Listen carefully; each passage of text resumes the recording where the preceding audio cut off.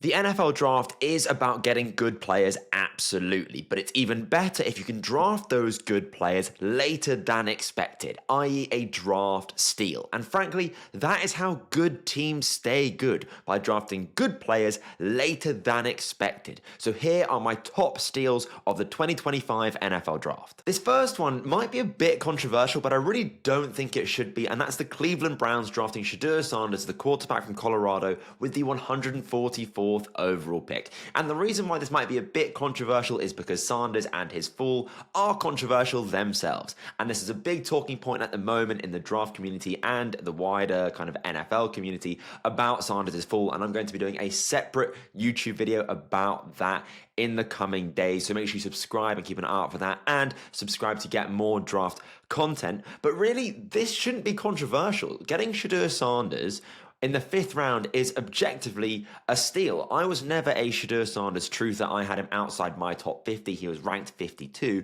But still, to get him at 144 is the definition of a steal. Yes, I appreciate that you need to evaluate more than just the player when you're thinking about drafting them. You think about kind of scheme fit, character fit, locker room fit, all of these things. And I can only evaluate the tape. So I'm not privy to any of those kind of wider conversations within franchises. I don't sit down with Shedeur Sanders. I've not spoken to him. I've never met him. I do not know the guy.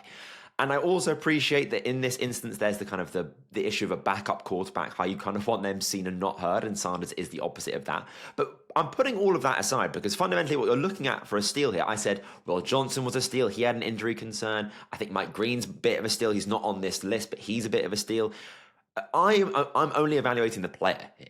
And Shedeur Sanders realistically should have gone on day 2. So to get him in the 5th, he has starting caliber quarterback traits. Now, I don't think a very good starting caliber quarterback. Don't get me wrong. I think, around that kind of 12 to 15 range at his peak. But fundamentally, to get that in the 5th round is damn good value. Like, he should have been a day 2 guy. He can throw the anticipation across the middle. He can win from the pocket. Had the 6th most big time throws this year.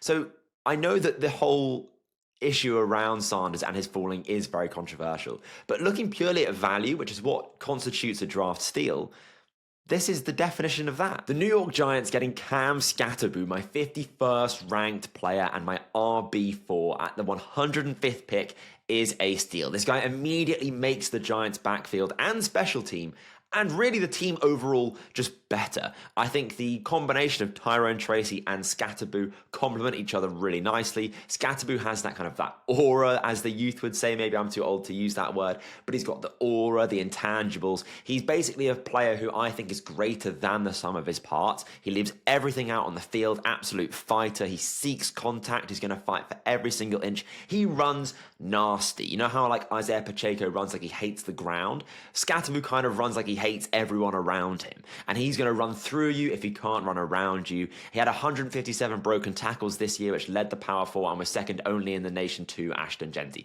This guy's absolutely legit, and getting him where the Giants got him is great value. Now, he's not great, I don't think, at running routes. He's actually a decent receiving threat, but not good at running routes. Those two things are very similar, I know, but I do think they are different. And he lacks the top speed and agility, which, if you watch Skattebo, right, like he's not going to make you miss in a phone booth kind of guy.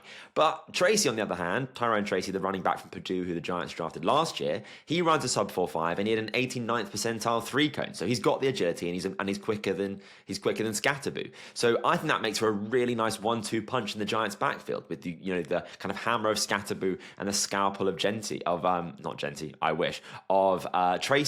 And I think Skattebo also gives that big playability, like that kind of like he can just make something happen, which I think Tracy can do, but less so than Skattebo.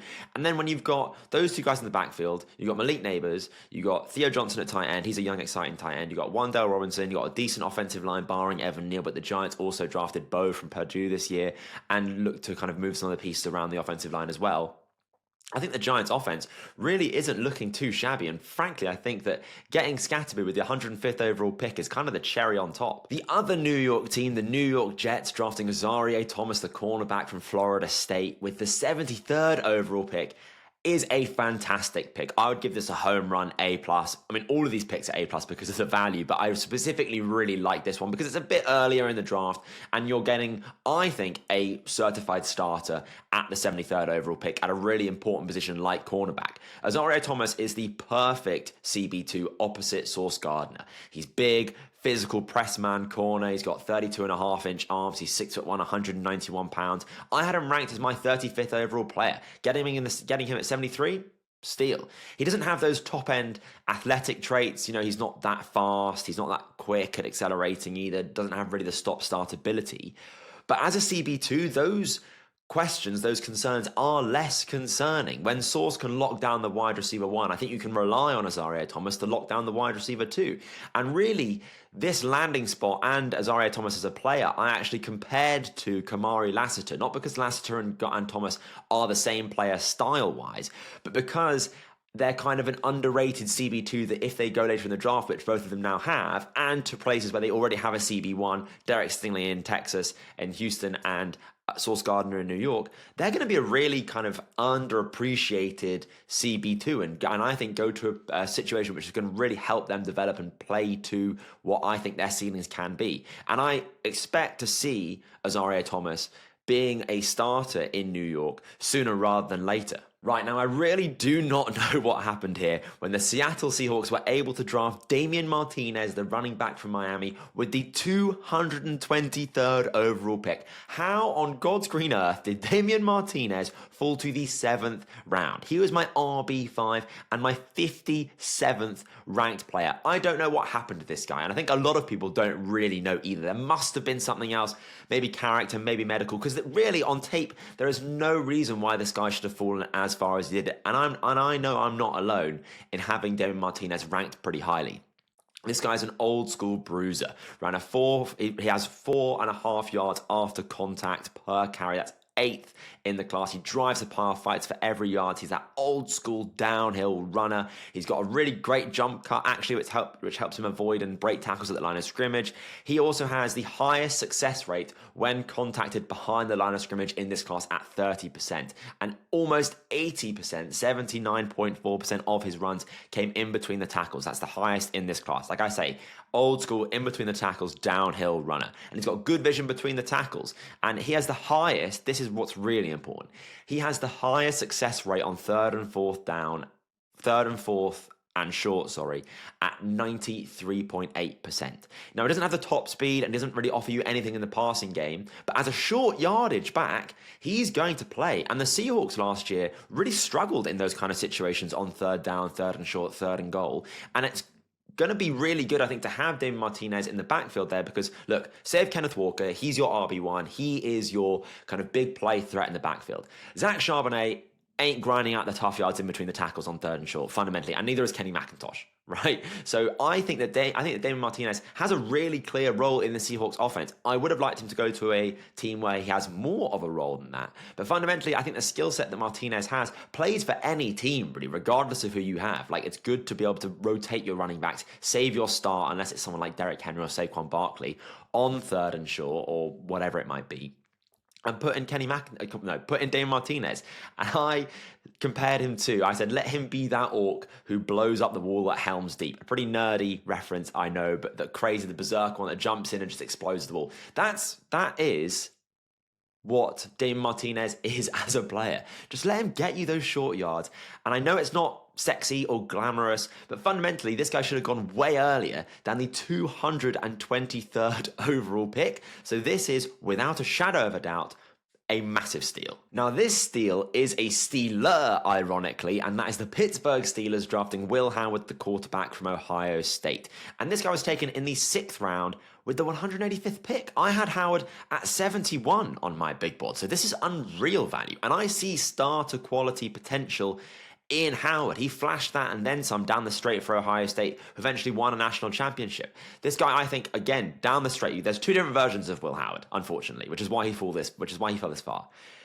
If you get the down the stretch, last half of this season, Ohio State version of Will Howard, you got a starting quarterback, I think, on your hands. However, if you're getting any other part of his career, Will Howard, which obviously is the bigger sample size, you're probably not getting a starting quarterback. However, I'm going to bank on getting that starter version of him where they drafted him with 185th overall. I think he has good accuracy, good deep ball placement, he made hard passes look routine. I know he's throwing to Jeremiah Smith. I know he had a Mekrik Buka.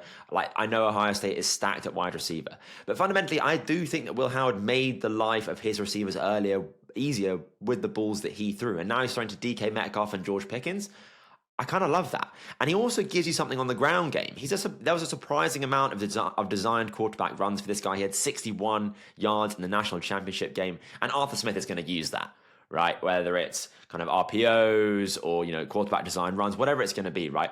I do think that is going to get used. And you feel fine using that rushing threat when you've drafted him late. He's not been drafted with the first overall pick. You're not worried about injuring him like an Anthony Richardson or a Lamar Jackson earlier in his career, that is. You can kind of let Howard run and feel fine about it risk-wise because you haven't spent that high draft capital on him. And I do think he's got an NFL quarterback build. This guy can stand and deliver in the pocket. And the Steelers, as of the day I'm recording this, which is the 27th of April, the Sunday, they don't have Aaron Rodgers. I don't even know where Aaron Rodgers is. I don't think the Steelers know where Aaron Rodgers is. He might be in a mud hut anywhere in the world right now. Who knows where this guy is, right? He could be anywhere. I think that if it stays that way with Mason Rudolph and Skylar Thompson, I think Howard's going to see some playing time this year. I think he could be the starter. If Rodgers is there, maybe less so. Maybe he could be the bridge quarterback if the Steelers finish again with a just positive record, but not good enough to go to the playoffs, and then Aaron Rodgers finally retires. Who knows? But then maybe Howard could be that bridge quarterback. But fundamentally, I do think we're going to see more than people expect from Will Howard in Pittsburgh as maybe, fingers crossed for me and people that like him, the starting quarterback. Now, the Patriots drafting Bradyn Swinson, the edge from LSU, with the 146th overall pick was one of the steals of the draft, frankly. And really, the Patriots, I'm going to do whole class breakdowns this week coming up, so I'm not going to talk about it too much in depth now. The Patriots crushed this draft. Absolutely crushed it. I think they have one of my favorite draft classes of all time, I would say. And Bradyn Swinson is a big reason for that in his own right. I had him at 46 on my big board. They got him at 146, 100 places later. And this guy has insane production this year.